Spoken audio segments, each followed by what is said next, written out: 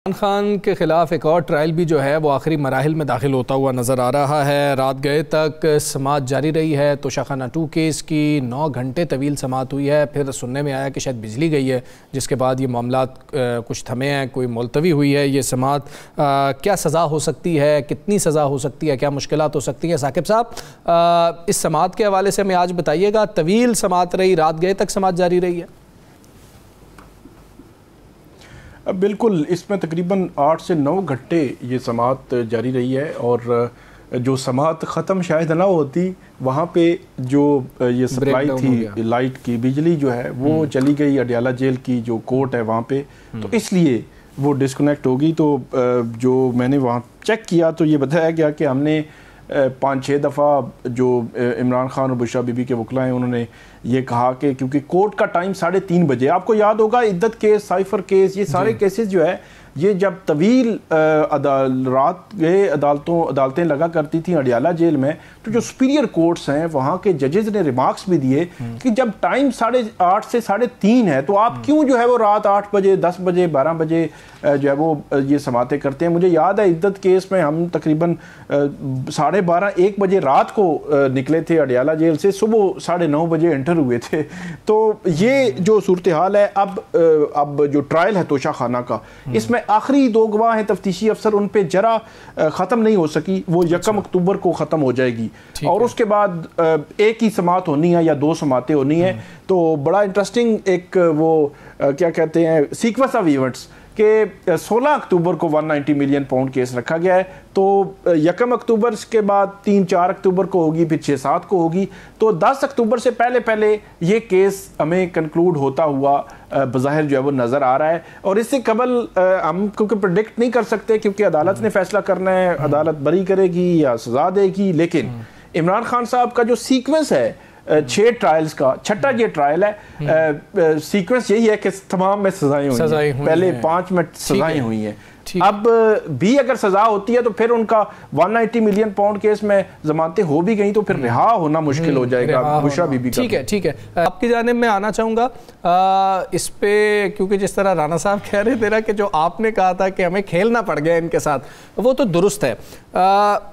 एक मैं और नुक्ता देख रहा था, भारतीय जो फॉर्मर क्रिकेटर्स हैं ना साकिब साहब, अभिषेक शर्मा, युवराज सिंह की फाइंड है, उन्होंने उसको ढूंढा है, उसको तैयार किया है। इंडियन फॉर्मर क्रिकेटर्स जो हैं वो जाते हैं अपनी अपनी स्टेट्स में, फील्ड में जाते हैं, जाके लड़के देखते हैं, उन लड़कों को तैयार कर रहे हैं इस वक्त। और हमारे जो फॉर्मर क्रिकेटर्स हैं जो 2022 में भी टीम में थे, जो 2021 में भी टीम में थे, जो खुद नहीं जा पा रहे थे फाइनल्स तक, वो बैठकर सिर्फ टीम पर तनकीद कर रहे होते हैं। यानी कि हमारे लेजेंड्स नए खिलाड़ियों को नहीं ढूंढ रहे हैं।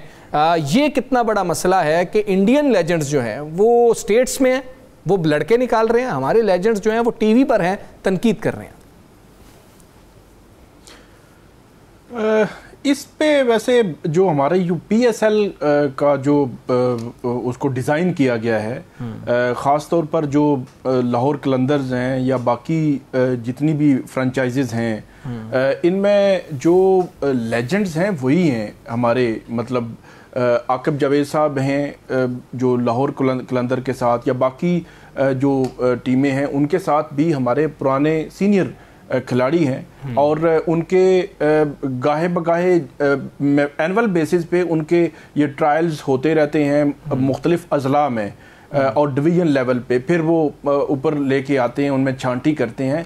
मेरा ये ख्याल है कि ये ठीक है कि वो मतलब किसी इंडिविजुअल वहाँ पे खिलाड़ियों ने ये काम किया होगा, लेकिन हमारे यहाँ भी ये छानबीन होती है, तलाश होती है, देखा जाता है बॉलिंग बैटिंग में क्या किसकी क्या जो है वो पोजीशन है, और कई 100 लोग आते हैं ट्रायल्स के लिए और उनको जो है वो देखकर छानबीन करके BSL लेवल पे लाया जाता है और उसके बाद डोमेस्टिक क्रिकेट भी वो खेलते हैं और उसके बाद ऊपर आते हैं। बहुत सारे इश्यूज हमारे यहाँ जो क्रिकेट में मैं ये समझता हूँ कि हमारी टीम में आगे हैं, वो हो सकता है बाकी टीमों के खिलाफ हम अच्छा खेल रहे हों, लेकिन एक भारत की ऐसी टीम है जिसमें पता नहीं क्या कि हाथ पांव फूल जाते हैं अचानक, वही टीम 100 कर गए। राणा साहब आपका मैं कमेंट भी लूंगा, मैं एक सवाल भी इस पे साथ ऐड करना चाह रहा हूं कि जिस तरह से आपने आगाज़ किया ना, आपने इन खिलाड़ियों की बात की, इसमें बहुत अहम चीज़ ये है कि आज हमारे सेलेक्टर्स जो हैं माशाल्लाह, उनके नाम मैं एक दफ़ा बता दूं, आकिब जावेद साहब हैं और अज़हर अली साहब हैं, असद शफीक साहब हैं, अलीम डार साहब हैं, और एक वो कोई स्टैट्स को देखते हैं वो हज़रत भी हैं। अगर वो मुझे सेलेक्ट करके भेजते हैं कि भाई आपने T20 वर्ल्ड कप जो श्रीलंका में हो रहा है वो खेलना है, तो मेरे ऊपर जो तनकीद, मैं तो खेलने के लिए चला जाऊंगा कि मुझे क्रिकेट का शौक़ है जी, शायद मेरा भी एक छक्का लग जाए, लेकिन जिन्होंने भेजा है उन्होंने क्या काबिलियत नहीं देखी थी, उनके ऊपर कितनी कार्रवाई होनी चाहिए। ये नहीं है कि 4 लड़के आप निकाल दें और ये बेंच वाले बेचारे ना निकल जाएं जो पूरा टूर्नामेंट बेंच पे बैठे रहे हैं। बात ये है, आपने अभी बात की कि इंडियन जो लेजेंड है वो जाती है हम अपने इलाकों में ढूंढते हैं, हमारे भी जाते हैं, अच्छा, रिश्तेदारों को ढूंढते हैं, अपने करीबी अजीज़ों को ढूंढते हैं। सही सही सही, ठीक है, मुझे देख लेना आप जरा जो अंडर 90 की टीम आपकी गई है, जरा उसमें गौर तो करें कौन कौन किस किस खिलाड़ी का बेटा, किसका भतीजा, किसका भांजा क्या है।